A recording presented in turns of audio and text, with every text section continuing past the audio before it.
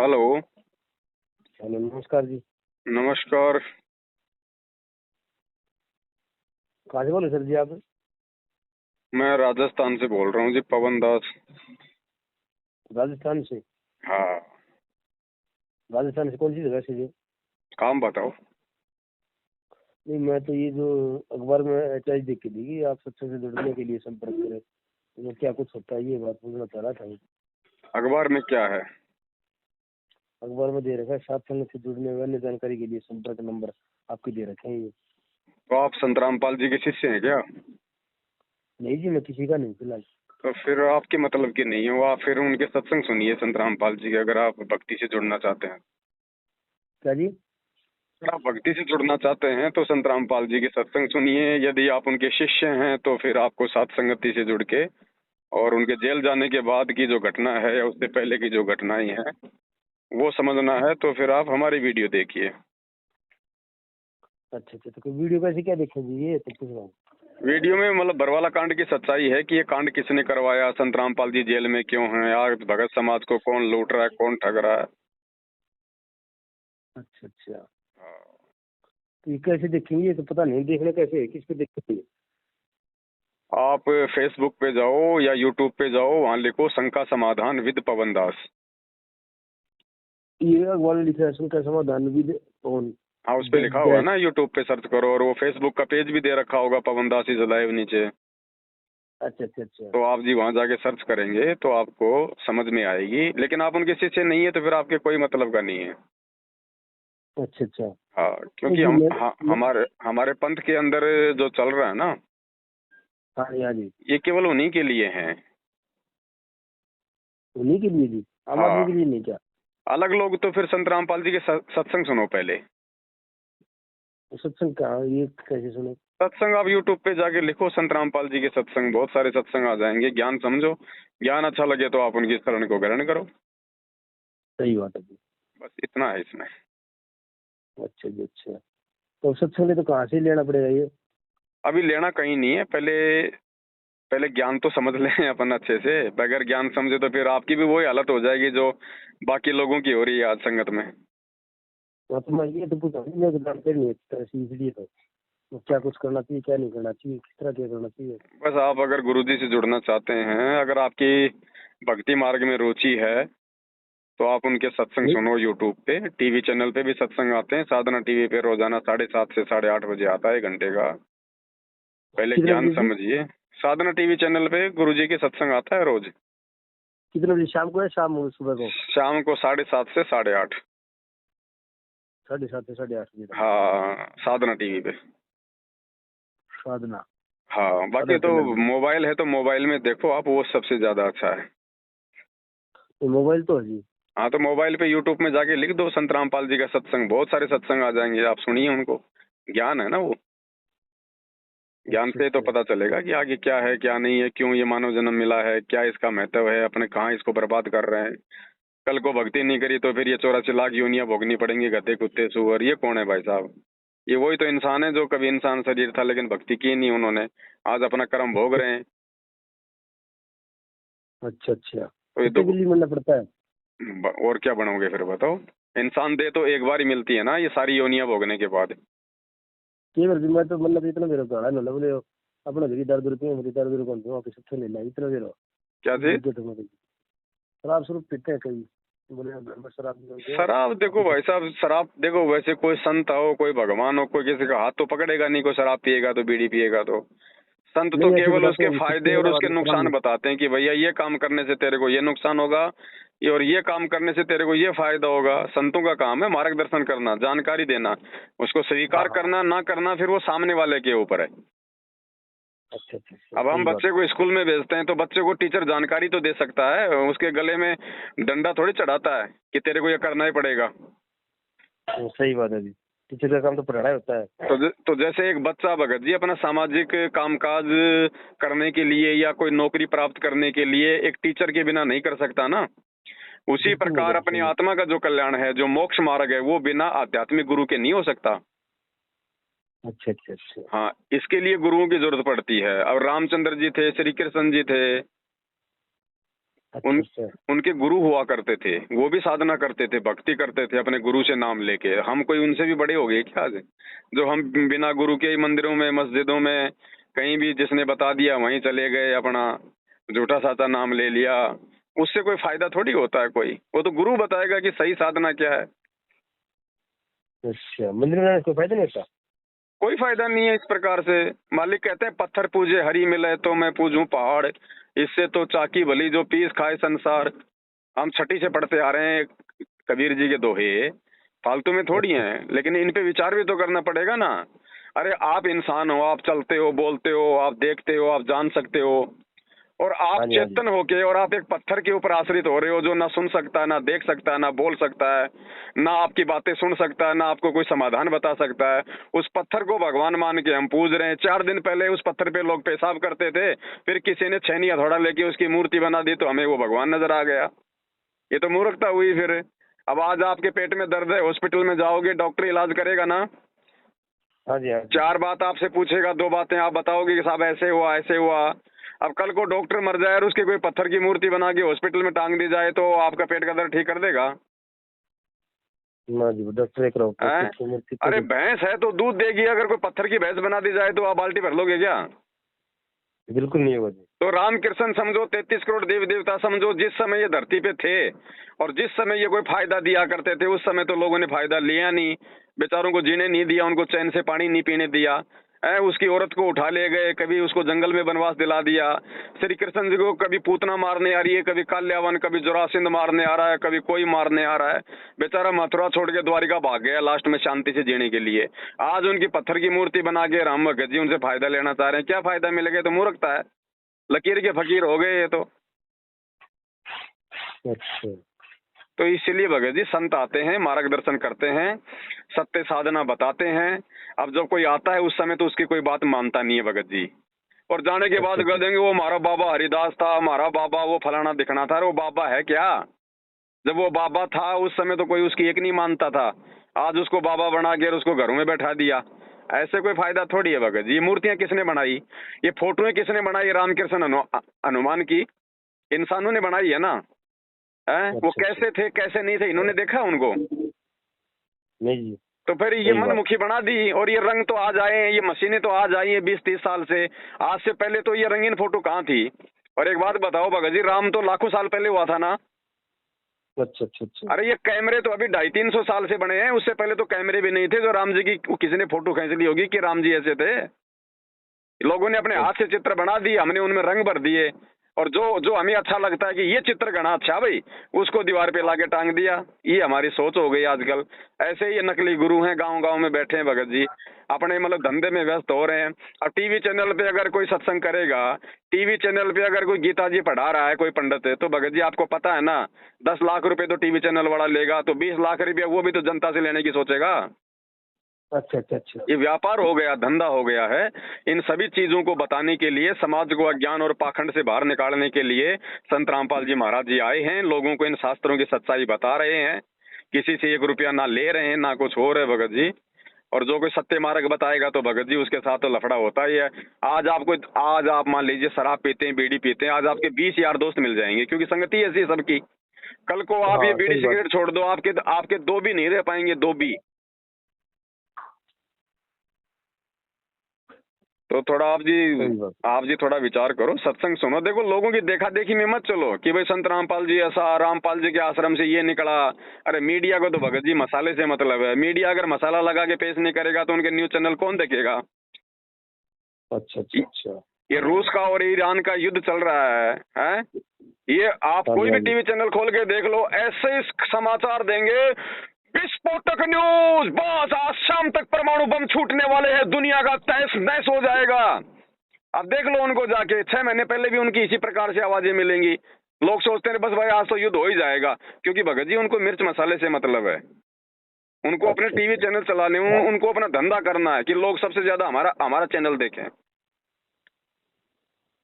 तो बरवाला कांड में बाबा उससे नहाया करता था, पानी से नहाता था बाबा। बाबा जो है दूध से नहाता था, फिर उसकी खीर बनती थी। अब बताओ वो कौन से ने देख लिया कि वहां पे कि वो दूध की खीर बनती थी जिससे बाबा नहाता था?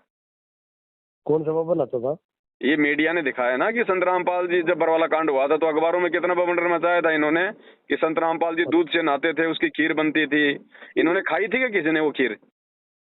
सुन रखी है वैसे, सही तो बात भगत है। जी हम लोग ऐसे ही हैं, हम लोग तो अपने घरों में कैद होके बैठे हैं।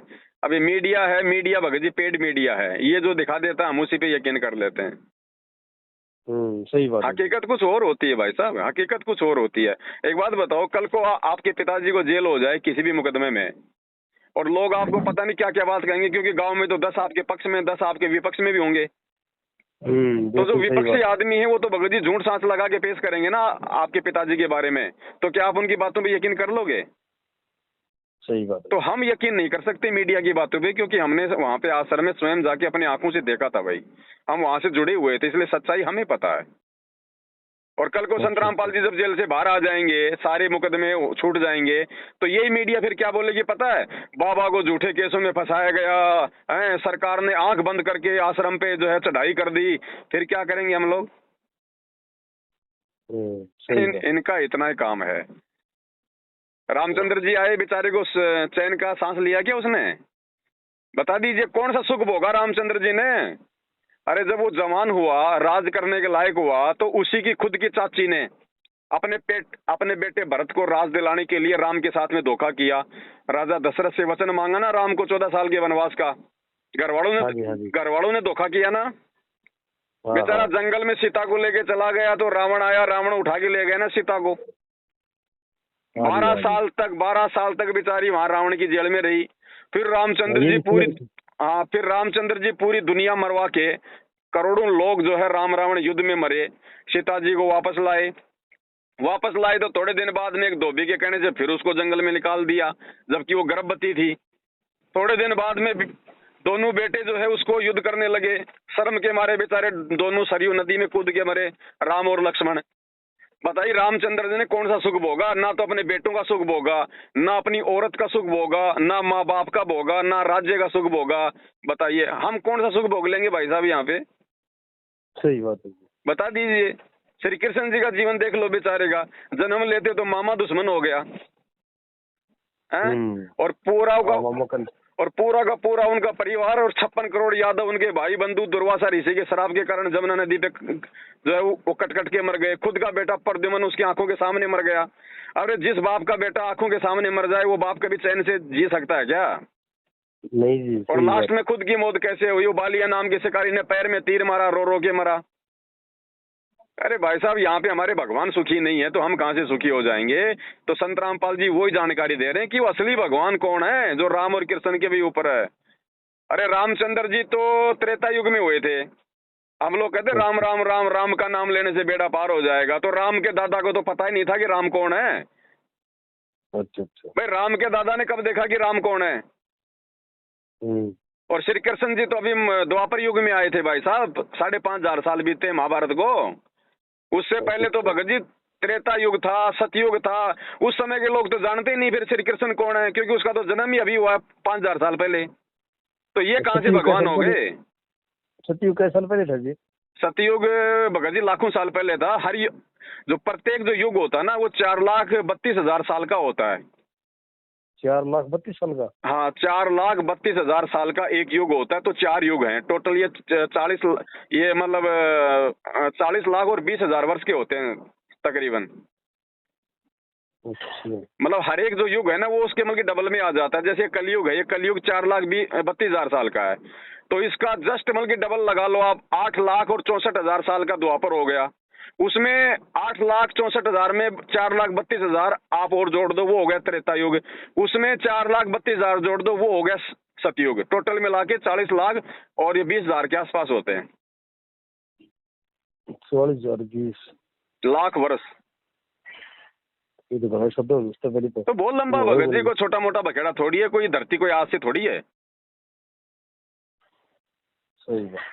तो इसलिए यहाँ पे भगत जी जो भक्ति नहीं करता फिर उसके ये गधे कुत्ते सुअर मक्खी मच्छर ये 84 लाख प्रकार की योनियां भोगनी पड़ती हैं। भाई साहब ये क्यों बनाई फिर फालतू में?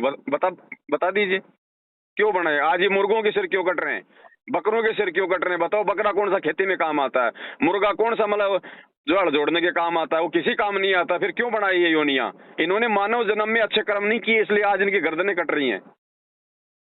तो ये दुख हमारे को भोगने पड़ेंगे अगर भक्ति नहीं करेंगे तो। इसलिए वो जगाने के लिए संत रामपाल जी आए हैं। अच्छा। तो भगत जी आप उनके विचार सुनो। लोगों के कहने से ऐसे नहीं चलता भगत जी। लोग तो, आप गांव में हो, गांव में एक सरपंच है, अरे लोग तो 20 हाँ जी, आदमी उसकी बुराई करने वाले मिलेंगे, 20 आदमी उसकी अच्छाई करने वाले हैं, तो क्या सरपंच क्या बुरा हो गया भाई? सही बात है जी, बिल्कुल सही बात है। गाँव में तो हर तरह के लोग होते हैं। तो भगत जी ये राजनीतियां चलती हैं, जो संत राजनेताओं के काम के नहीं होते ना, उनको ये झूठे साचे राजनीति में फंसा के दुनिया के सामने पेश कर देंगे। उसने ऐसा कर दिया, उसने बलात्कार कर दिया, उसके आश्रम में सोना निकला। ये राजनीतिक फंडे हैं भगत जी। राजनीति सबसे बड़ा गंदा धंधा है। अच्छा। इनका बस पड़े तो ये अपनी माँ बहनों को सामने लाके खड़ा कर दें। ये इतने नीच इंसान होते हैं ये राजनेता। ये हिंदू मुसलमान कौन करवा रहा देश में भाई? राजनेता करवा रहे फिर हैं। इनको अपनी कुर्सी बचानी है, इनको लोग नहीं बचाने। सही बात है। किसान देश की रीढ़ की हड्डी होता है। बेचारे कितने मरे वहां पे। दिल्ली में आया एक बार भी वहां पे प्रधानमंत्री? ये अपने स्वार्थ में दिल्ली जीते भगत जी। इनको जनता से मतलब नहीं होता। जब इनको वोट चाहिए तब तो ये पैरों में गिर जाते हैं, भीख मांगते हैं, और एक बार राजा बन जाते हैं फिर ये सबके बाप बन के सिर पे बैठ जाते हैं फिर ये। दिल्ली में कब कौन मर गया जी? अरे दिल्ली में किसान आंदोलन नहीं चल रहा था क्या? वहां पे बैठे थे किसान बॉर्डर पे। हाँ, बॉर्डर तो पे बैठे थे। कितने बेचारे 200-300 किसान मरे थे। कई दिन बैठे रहे थे। तो फिर आया एक भी वहां पे कोई? सही बात। तो फिर भगत जी आपने अपना आत्म कल्याण करवाना है। संत आए हुए हैं, उनकी शरण में आने के बाद में फिर हमारे को कोई टेंशन नहीं होती। फिर भगवान सारी व्यवस्था करता है हमारी। आगे से आगे हमारा काम धंधा भी ठीक चलेगा। शरीर में कोई रोग शोग होगा तो उसमें भी जो है परमात्मा दया करेगा। फिर वरना भगवान की भक्ति की आवश्यकता क्या भाई? मीराबाई ने जहर खाया, भगत जी क्यों नहीं मरी? आप खा लो देखे, मैं खा लो देखे, मीराबाई क्यों नहीं मरी? इसलिए नहीं मरी क्योंकि वो भगवान की भक्ति करती थी। अच्छा, सही बात है। प्रहलाद भगत था, उसको भगत जी उसको उसकी बुआ आग में लेके बैठी ना होलिका, क्यों बचाया भगवान ने? क्योंकि वो भक्ति करता था भाई। अब आज भक्ति रही नहीं, और भक्ति भी है तो ये नकली संत गांव गांव में बैठे हैं पंडित, इन्होंने उल्टी साधना पे लगा दिया। कोई माता पूज रहा है, कोई भैरू पूज रहा है, कोई पित्र पूज रहा है, कोई मेहंदीपुर चले जाओ, कोई श्याम जी का चले जाओ। श्याम जी की बेचारे की खुद की तो गर्दन कटी हुई है, तुम्हें कहां से बच्चे दे देगा? वो खुद तो बेचारा पूरा नहीं है, तुम्हें कहां से साबित बच्चा दे देगा? तो भगत जी हमारे को उल्टी साधनाओं पे लगा दिया। अच्छा। तो थोड़ा विचार करो। आज संत रामपाल जी महाराज जी आए हुए हैं धरती पे, भगत जी उनके विचार सुनो। कोई भी महापुरुष होता है ना, उसके विचारों से ही पता चलेगा। किसी के कहने से थोड़ी हम मान लेंगे ये बातें। फिर ये पढ़ाई लिखाई क्यों दी? अगर आज भी अगर हमने किसी की बातों में आके अगर कोई डिसीजन लेना है तो फिर ये पढ़ाई लिखाई का मतलब क्या हुआ? शिक्षित होने का मतलब क्या हुआ? फिर वो तो गंवार है, मूर्ख है, जिसने जिसको कह दिया वैसा मान लिया। सही बात है जी। तो विचार करो, आप उनके सत्संग सुनो टीवी चैनल पे। और जब तक संत रामपाल जी जेल से बाहर नहीं आ जाते हैं भगत जी, तब तक कोई नाम दीक्षा वगैरह मत लेना। क्योंकि उनके भाई ने जगह जगह ये दुकानें खोल रखी हैं उनके नाम की आड़ में, और अपना धंधा कर रहा हो। अच्छा, उसी के भाई ने? हाँ, इसीलिए तो हम लोगों को जगा रहे हैं, साथ संगति से जुड़ो। मतलब जो संगत वाले भाई बहन हैं वो साथ संगति से जुड़ो। और ये जो पवन दास इज लाइव और ये शंका समाधान विद पवन दास अपना यूट्यूब पे हमारे चैनल हैं, उनको देखो, उनको सुनो। और संगत को हम लोग थोड़ा सा बचा रहे हैं, आगाह कर रहे हैं। जो लुट रहे हैं, जो पिट रहे हैं, जो ये बेचारे दान धर्म के नाम पे भोले वाले भगत। अरे भाई धंधा चल रहा है भाई। अभी संत रामपाल जी का जो बड़ा लड़का अभी वो जेल से बाहर आया है। बाहर आते ही उसने 40 किला जमीन ले ली, 40 किला जमीन गांव धनाना में। अच्छा। हाँ जी। और ये जितने भी आश्रम खोल रखे हैं सब इन्होंने अपने नाम पे करवा रखे हैं ये। अब बेचारा भगत तो भोला होता है ना, उसको तो गुरु जी का नाम ले दिया जाता कि गुरु जी का आदेश है दान करो। अब क्या करे बेचारा भगत, फायदा ये उठा रहे हैं। 40 किलो मोल ले ली उसने? हाँ, गांव धनाना में मेन रोड पे 40 किला जमीन खरीद ली। 1 किला भगत जी वहां तो करोड़ों की है। अच्छा, तो ये लड़के ने ले लिया? हाँ, रामपाल के लड़के ने? हाँ, संत रामपाल जी के बड़े लड़के ने। छोटा लड़का तो भगोड़ा घोषित है ना, वो तो छुपता फिर रहा है पुलिस के डर से। अच्छा। ये सारा का सारा जो परिवार है ना, इन्होंने ये कांड करवाया, ये बरवाला कांड अपने स्वार्थ के लिए। अच्छा। इसलिए हम थोड़ा लोगों को जगा रहे हैं, जागरूक कर रहे हैं कि भाई अपनी भक्ति बचा लो। हमने गुरुजी के परिवार के पीछे थोड़ी चलना है, हमने गुरुजी के परिवार को देख के थोड़ी ना हम लोग ये भक्ति से जुड़े थे, हम तो अपने गुरुजी को देख के जुड़े थे। तो गुरुजी ने सत्संगों में क्या शिक्षा दी है, तुम उसके आधार से चलो, उनके भाई के उनके बेटा बेटी के हिसाब से क्यों चल रहे हो? ये बातें बता रहे हैं भगत जी। इसलिए ये मतलब साथ संगति से जुड़ने के लिए हमने अखबार में ऐड निकलवाया था। अच्छा अच्छा। बाकी संत रामपाल जी में उनकी भक्ति में कोई कमी नहीं है भगत जी, उनके बराबर भक्ति है ही नहीं यहाँ पे इस धरती पे ही। उन्होंने जो ज्ञान दिया है ना, जो शास्त्रों को दिखा दिखा के, आंख बंद करके नहीं पढ़ाया उन्होंने ये नहीं कहा कि आप मेरे ऊपर आंख बंद करके विश्वास करो। भाई मेरे से पहले तो ये गीता जी थी, ये वेद थे, तो तुम इनको देखो ना, इनमें क्या लिखा हुआ है। भाई आज अगर किसी ने भगत जी डॉक्टर बनना तो कौन सी पुस्तक पढ़ेगा? एमबीबीएस की। अगर किसी ने वकील बनना तो कौन सी पुस्तक पढ़ेगा? कानून की। अब किसी ने भक्ति करनी है तो भाई वेद और गीता पढ़नी पड़ेंगी, क्योंकि इनमें भक्ति का है पूरा संविधान। तो संत रामपाल जी ने कहा कि भाई वेद और गीता तो मैंने नहीं लिखे ना, ये तो मेरे से पहले से लिखे हुए हैं, मैं तो तुम्हें दिखा रहा हूं कि इनमें लिखा हुआ क्या है। अब जो लिखा हुआ जब सही सही दिखा रहे हैं तो फिर ये नकली संतों की दुकानें बंद होती हैं, नकली पंडितों की, इनको होता है दर्द। अब ये तो भगत जी उनके बुरे बुरे गीत गाएंगे ना। सही बात है। अभी रामपाल का लड़का ये भी सत्संग दे रहा है क्या? सत्संग नहीं दे रहा, सत्संग देने की औकात कहाँ भगत जी उनकी। उनको इतना ज्ञान होता तो भगत जी अपने बाप के मार्ग में 2 कदम आगे बढ़ते हैं ना। ये तो संगत को लूटने में लगे हुए हैं, इनको ज्ञान कहाँ है। अच्छा। सत्संग तो गुरुजी ने कर रखे हैं, उनकी डीवीडियां भर रखी हैं, उनको चला देते हैं ये लोग आश्रम में। अच्छा अच्छा अच्छा। हाँ, और इनके कहाँ सत्संग करने की औकात है भगत जी। अब इसने 40 किलो मोल ले लिया ना। हाँ जी, हाँ जी। संगत से पैसे उगा के कर लिए होंगे। अरे संगत को 8 साल से लूट रहे हैं गुरुजी के नाम पे भगत जी। अरबों खरबों का बेचारों को लूट लिया संगत को, अब क्या है। इसलिए थोड़ा सा जागरूक कर रहे हैं, हमारा तो ये मकसद था अखबार में ऐड देने का। बाकी आप अगर उनके शिष्य नहीं हैं तो आपको उनके सत्संग सुनने चाहिए, ये मौका बार बार नहीं मिलेगा भाई। अगर आपको अच्छे लगे तो सुनो, नहीं तो छोड़ देना, कोई मतलब जबरदस्ती का काम नहीं है। हाँ सही बात है जी। भाई हर स्कूल वाले जब स्कूल में एडमिशन का समय आता है तो प्रचार करते हैं ना, सब हमारी स्कूल बहुत अच्छी है, हमारी स्कूल बहुत अच्छी है। तो आप क्या करोगे? आप उनकी बातों पे यकीन थोड़ी करोगे। आप पहले स्कूल में जाके देखोगे, वहाँ की व्यवस्था देखोगे, वहाँ के बच्चों का डिसिप्लिन देखोगे, हैं, वहाँ का स्कूल का रिजल्ट क्या रहा वो देखोगे, तब अपने बच्चे को एडमिशन दोगे ना। सही बात है। तो मैं कह रहा हूँ मेरी बातों पे यकीन मत करो, लेकिन आप कम से कम उनके विचार सुनो, सत्संग सुनो 2, 4, 5, 10 दिन। आपको लगे कि वास्तव में यार कोई ज्ञान है, दुनिया से अलग ज्ञान है, ये सत्य ज्ञान है, तो आप उनको स्वीकार करो। सही बात है। हाँ ठीक है भाई साहब। अभी आएंगे, जब तक आते नहीं तब इतना नाम नहीं मिलेगा। नहीं, नाम नो मत लो, और नाम ले लोगे तो फिर वही बात है। देखो, नाम लेना का मतलब ये नहीं कि आपने कोई जहर खा लिया। नाम लेने का मतलब है कि संत रामपाल जी की तरफ से उनके परिवार को नाम दिलाने का आदेश नहीं है। ये लोग अपने मनमुखी तरफ से, गुरुजी ने जो नाम की जो डीवीडी जो भर रखी थी ना, वो डीवीडी को लैपटॉप में चला के ये लोगों को नाम दिलवा देते हैं। लोग सोचते हैं कि नाम मिल गया। अब नाम जहां से मिला है लोग तो वहीं से जुड़ेंगे ना। अब फिर आए दिन फिर ये कहेंगे साहब अब एक ज्योति करवा दो, गुरुजी का आदेश है 2100 रुपए की, साहब एक पाठ करवा दो, गुरुजी का आदेश है 15,000 रुपए का। आज हरियाणा में जसिया में जाटों का आंदोलन है, गुरुजी का आदेश है वहां पे 4 दिन बैठना है। आज आनंदपाल सिंह की सीबीआई जांच करवानी है, आज बीजेपी को वोट डालना है। वो भगत को बेचारे को बंदर बना के छोड़ देते हैं, ये ना घर का ना घाट का, धोबी का कुत्ता बन के रह जाता है वो। इसलिए कह रहा हूँ आप उनके विचार सुनो, आप उनके सत्संग सुनो।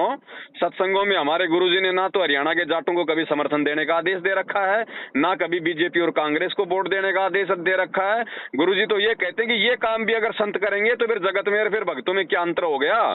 ये काम तो राजनेताओं के हैं, संतों का काम थोड़ी होता सरकार चलाना। सही बात है। संतों का काम तो भक्ति मार्ग बताना होता है। संत भी अगर वही गंदगी फैलाएगा, वो अगर हिंदू मुसलमान करेगा, जाटों का साथ देगा, संत रामपाल जी जाट आरक्षण में साथ क्यों देंगे भाई? बाकी जो दूसरी जातियां क्या उनकी दुश्मन है क्या? संतों के लिए तो सब बराबर होते हैं, जाट हो चाहे बनिया हो चाहे को ठाकर हो। सही बात। वो तो पक्षपात हो गया, मतलब जाटों का साथ दे दिया तो ब्राह्मण तो गालियां निकालेंगे उनको। संत रामपाल जी ने अगर बीजेपी को वोट देने का आदेश दे दिया तो कांग्रेस वाले तो गालियां निकालेंगे, बिल्कुल कर देंगे। तो संतों के काम नहीं होते, ये तो संतों के भाई बंधुओं के काम है जो अपने धंधे के लिए कर रहे हैं। इनका डेरा कड़ा है। डेरा आपके इधर इन्होंने 2-3 तो हरियाणा में बना रखे हैं, एक तो रोहतक के सिंहपुरा में है, एक आपके कुरुक्षेत्र में बना रखा है, एक इन्होंने जिंद में बना रखा है। 8-10 आश्रम खोल रखे हैं इन्होंने अपने अलग अलग स्टेट में। भिवानी के पास कहाँ से है जी? भिवानी में है, मैं तो कभी गया नहीं, बाकी वहाँ खोल रखा है इन्होंने, जिंद में और भिवानी में। भिवानी में भी है? हाँ भिवानी में? भिवानी में भी है, हाँ प्रॉपर भिवानी में ही है। अच्छा अच्छा, क्यों कभी टाइम लगे ना भिवानी तो जाएंगे तो डेरे में। हाँ देख लेना वहाँ से कोई अगर कोई पुस्तक वस्तक मिल जाए आपको, कोई ज्ञान गंगा संत रामपाल जी की, तो ले लेना, लेकिन खाली ज्ञान तक सीमित रहना, इनके चक्करों में मत पड़ जाना, वरना फिर आर थक के फिर 2-4 महीने बाद जब कोई आएगी ना ढंग की कोई आफत है, जब फिर आप मेरे को फोन करोगे। हाँ जी सही बात। हाँ देखो, अभी संत रामपाल जी को यदि आपने गुरु बनाना है तो पहले अपने गुरु जी से मिलो, उनके दर्शन करो, उनसे आशीर्वाद लो, उनसे नाम लो। अब लोगों ने उनको देखा नहीं, बस यूं भावुकता में आकर नाम ले लिया, और नाम लेने के बाद में फिर ये काल के दूत ये सिर पे बैठ जाते हैं, ये भक्तों को फिर बंदर बना देते हैं पूरा। ये तो है। ठीक है भाई साहब। ठीक है। ओके।